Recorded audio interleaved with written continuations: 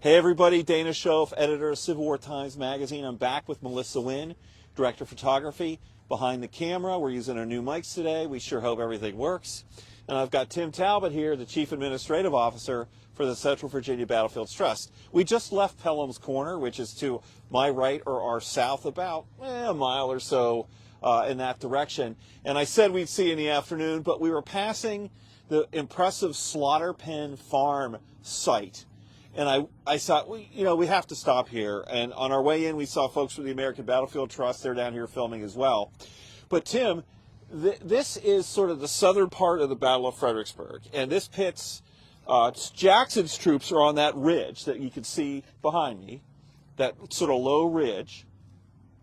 And of course, James Longstreet troops are the ones that are on Marye's Heights. And this action takes place on December 13th, 1862, 160 years ago, about this time in the morning. Yeah. Because they had to wait for a heavy ground fog to lift before they could see where they're going. So, two major federal divisions attack here. John Gibbons attacks in this location, and George Meade's division is further to our south. They will achieve a breakthrough. Now, that land is not as well preserved. And that breakthrough area, you can see on the National Park Service side, on the Confederate side, you can see where it is. The corresponding federal side is not as well preserved, unfortunately. But this area is magnificently preserved. And how did the Central Virginia Battlefields Trust help with this preservation? So this is an American Battlefield Trust project, but to help get the ball rolling, CVBT ponied up $1 million to get this whole project sort of kicked off and started. So that gave, from what I've been able to understand, ABT the confidence to go ahead and start raising that money, and eventually had to raise $12 million to buy this property. And how many acres are owned here? 250 some, I believe. Nice. I may be wrong on that total, but I think that's correct. And who owns it now? The American Battlefield They Trust. still own it. Okay. Yes. All right. So it's ABT property. There is a fantastic interpretive trail, which I've been on. Takes you all the way down to where the railroad at the time was the Richmond, Fredericksburg, and Potomac Railroad.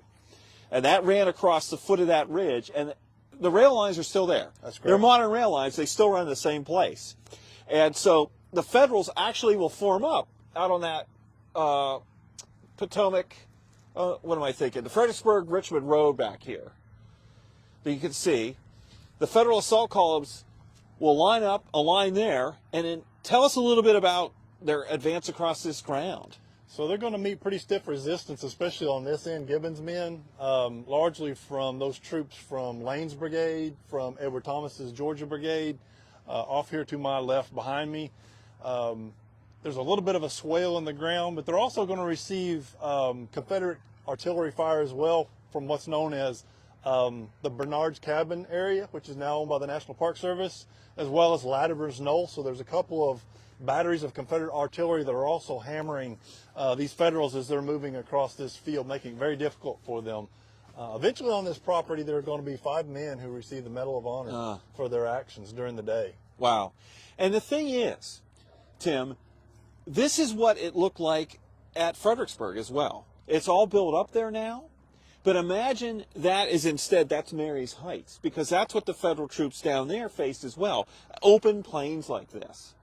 From the river leading to the town, this is what they're attacking over. There's not much concealment or cover.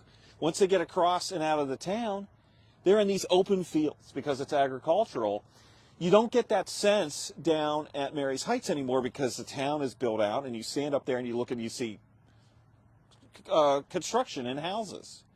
But here, this is what it looked like. It was open, very little cover. There's a slight rise, almost where you see that vehicle running across, that's putting some new gravel down on the trails, that they had some cover behind, that Tim pointed out to me. But once they get past that, it's even, it's a shooting ground out here. So the fact that they achieved a breakthrough of any sort is kind of crazy. It is, and it just goes to show, like we talked down at Pelham's Corner, there's no really support for them. So right. Meade's troops, those Pennsylvanians, fought really hard here. They did. So you've got Gibbon here, Meade further to our south, and then you should have had Doubleday as well. Those 3 masses of troops. There's like 40,000 Union soldiers around here. But Doubleday gets held up by that one cannon of John Pelham, and it takes all of that, the reserves, reinforcements out of the attack. So they sweep across, but they're driven back eventually. So my friend Trent, that was in the first one, he's like, I don't know where he's gone. He wandered down. He got so excited. He hasn't been here before. And he's down, and he's out of sight now. So is anyone on that wants to say hi? Yeah, Gwen Wittenbach is back up. Hey, Gwen. How are you? Don Gillum is up. Don. Hi. Don Gillum. Luis Acevedo. Luis. How are you? Steve Coffey. Jeremy Brenneman. Ryan Kaiser. Okay. Chris Mary, Ben Richards. Chris Mary and Ben Richards. So I don't think you can hear Melissa anymore because we have these mics. So it's all through the mics now. But she was saying all your names, so I'm repeating them. And I hope I didn't mess any of them up. Oh, Ken McIntosh from Johnstown, PA. Johnstown, Pennsylvania. Ken McIntosh. Sort of my old neck of the woods out there, Western PA. You know who Greg and Donnie is? They do little skits and comic skits about Johnstown. Anyway, so I'm getting off track here. So here we are again. It's a windy day out here on these open plains. Anything else you want to add about the fighting down here? Sure. So one of the things you can't really see too well from our vantage point, but right in front, right behind us, there is what's called a ditch fence. And that was one of the things that they used at the time to drain the fields and also to keep animals in certain parts of the fields. So that's going to be an obstacle for the Union forces going forward. It doesn't look very imposing, but it's about 3 or 4 feet wide and it's pretty deep as well. So they're going to encounter those ditch fences. Some of the soldiers are actually going to use that as cover, but it's going to be an impediment as they're moving forward and trying to keep their line straight too. So these are like almost like drainage ditches because it's so flat to get the water off, standing water out of here. They could grow stuff. Yeah.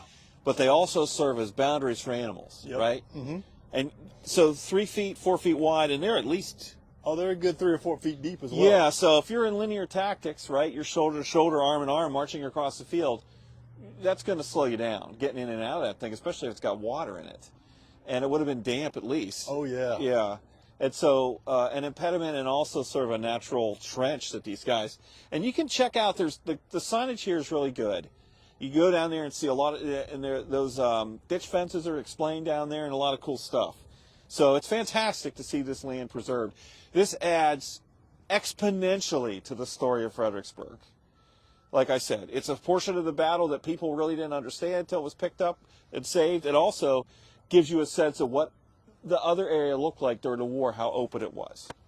All right, folks, we will be back with you later on.